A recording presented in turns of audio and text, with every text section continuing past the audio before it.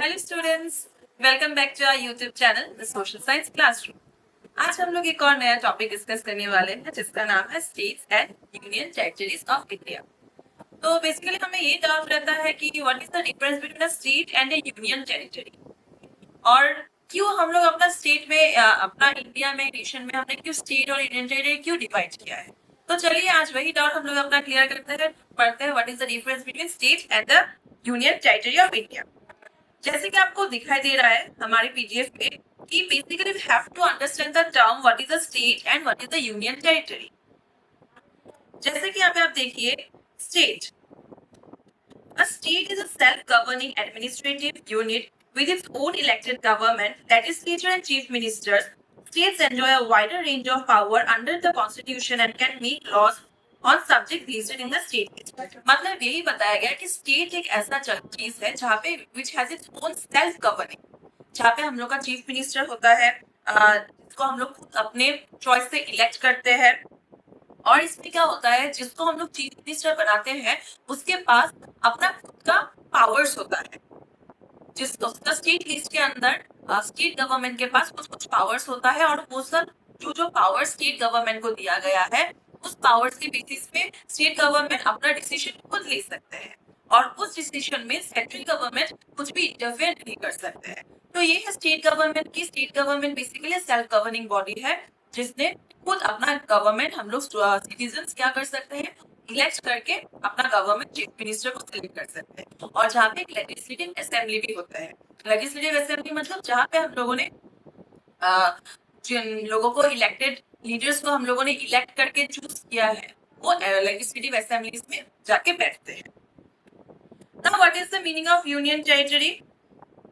A union territory is an administrative division governed directly by the central government, usually through an administrator or lieutenant government। लेकिन difference क्या है union territory का? Union territory का difference ये है कि union territory का अपना कोई सेल्फ गवर्नमेंट स्टेट गवर्नमेंट नहीं होता है, वो बेसिकली सेंट्रल गवर्नमेंट के अंदर ही आगे बढ़ता है। और जैसे हम लोग का स्टेट में क्या होता है, वी हैव सीएम, लेकिन यूनियन टेरिटरी में हम लोग का क्या होता है, यूनियन टेरिटरी में हम लोग का लिeutenant गवर्नमेंट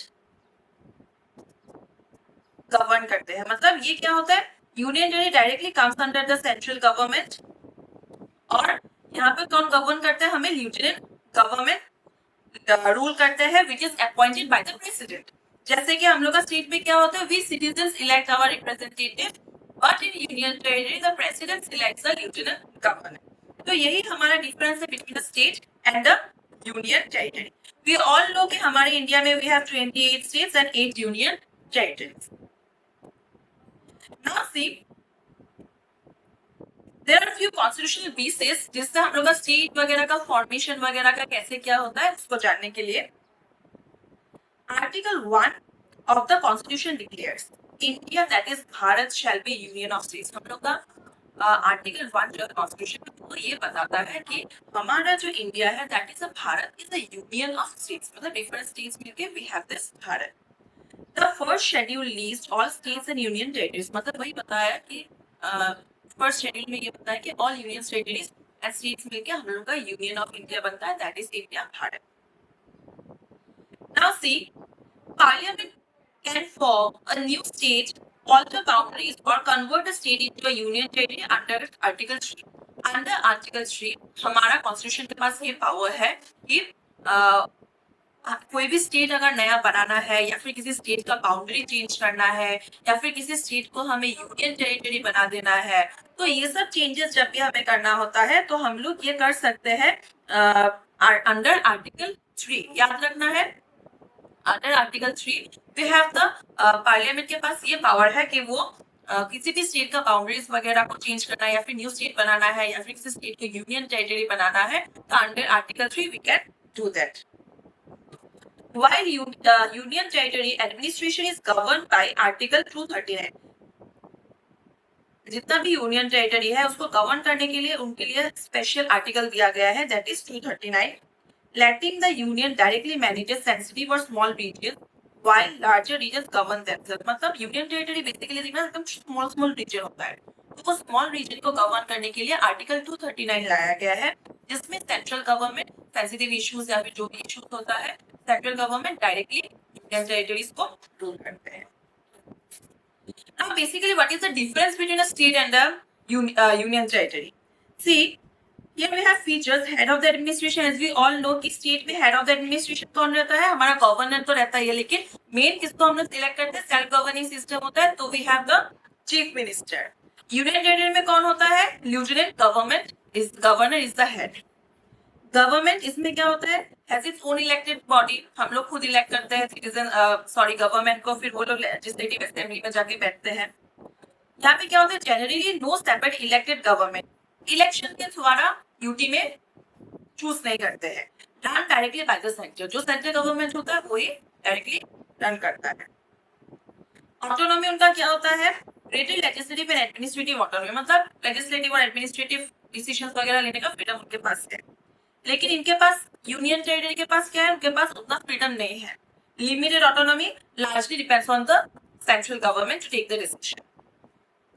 लॉ मेकिंग पावर क्या है, जो हम लोग का state list and contract list. State list मतलब कुछ ऐसा सेक्टर्स दे दिया गया है स्टेट गवर्नमेंट के अंदर कि state government is free to take decisions on that matter. और कॉन्करेंट लिस्ट मतलब जहाँ पे सेंट्रल गवर्नमेंट और स्टेट गवर्नमेंट एक साथ डिसीजन ले सकते हैं. तो वो सब लॉ मेकिंग पावर स्टेट के पास वहां पे है. लेकिन यहाँ पे देखिए, parliament make laws for UTs. Only Delhi and Puducherry have limited assemblies. Delhi और पुडुचेरी के पास अपना खुद का असेंबली है, तो उनको भी सेंट्रल गवर्नमेंट ही देखते हैं, लेकिन फिर उनके पास थोड़ा फ्रीडम है.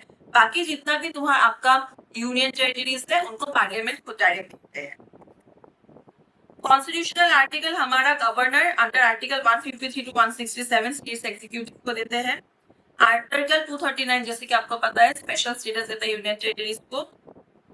Representation sense elected members to Rajya Sabha Lok Sabha based on population. Population के हिसाब से इलेक्टेड मेंबर्स को राज्यसभा लोकसभा में भेजा जाता है. Under UT represented in parliament but usually with fewer seats because वो जगह ही छोटा रहता है, इसलिए fewer seats होता है to the union territories.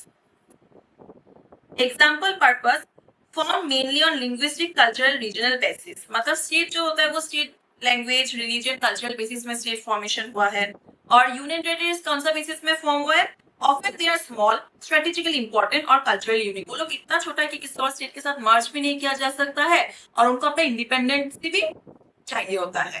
तो इसलिए क्या किया जाता है कि बिकॉज वो जगह भी बहुत एरिया छोटा रहता है तो उसको हम लोग स्टेट भी डिक्लेयर नहीं कर सकते, तो इसीलिए उनको यूनियन टेरिटरी डिक्लेयर किया जा सकता दे दिया जाता है, बिकॉज वो लोग कल्चरली भी यूनिक होते हैं पूरा.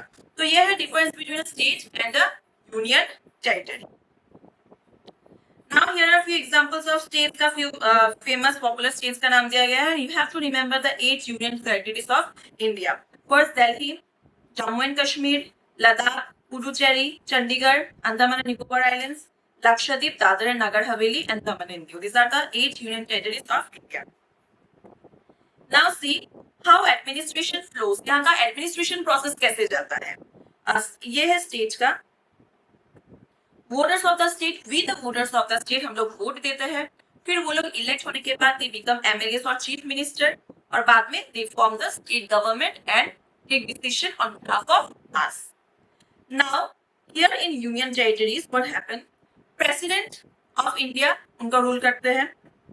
Appoints the administrator और lieutenant governor. जो president होता है वो क्या करता है, lieutenant government या फिर उनको जो administer करेंगे उनको elect करते हैं, और उनके बाद ये lieutenant government क्या करते हैं, union territory में वहाँ का administration processes को run करते हैं. Now see, did you know Delhi NCT, Puducherry and Jammu and Kashmir are special union territories. याद रखना है ये आपको.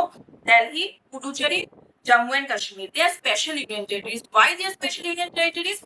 Because इनके पास अपना खुद का legislative assembly and chief ministers है. उनके पास अपना खुद का legislative assembly and chief minister है. कौन सा 3 स्टेट के पास? दिल्ली, पुडुचेरी, जम्मू एंड कश्मीर. सॉरी मैंने स्टेट्स बता दिया.